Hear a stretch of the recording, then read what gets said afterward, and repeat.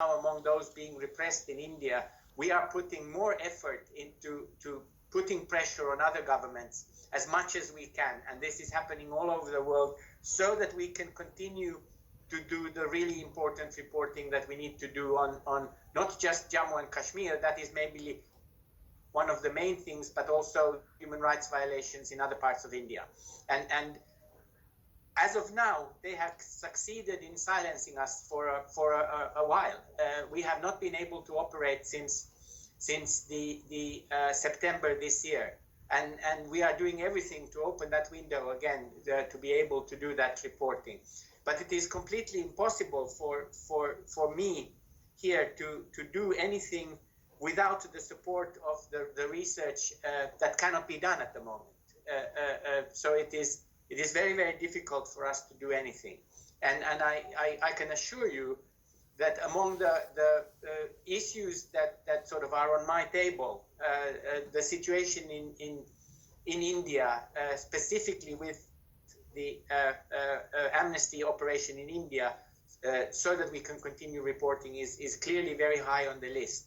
But at the moment, we are just hitting our head at the door, and it is not opening. Yes. It's very depressing. I'm sorry. It's very depressing.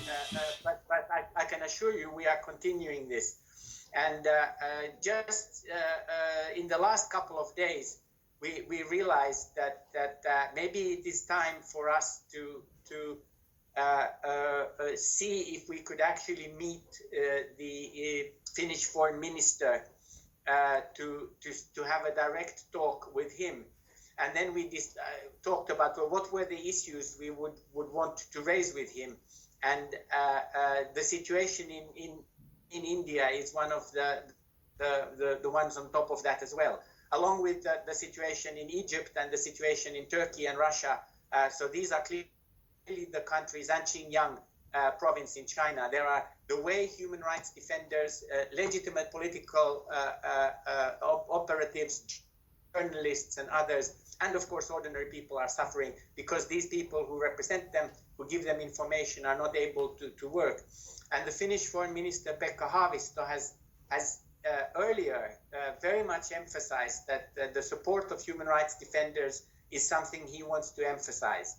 So we will probably at the beginning of the new year ask for a meeting with him to talk about these issues, and then the situation in India and the fact that with Amnesty closed, we cannot report on what is happening in Jammu and Kashmir and other hotspots in the country is clearly on the agenda that we want to raise with him, to really push for them to be doing more at this moment.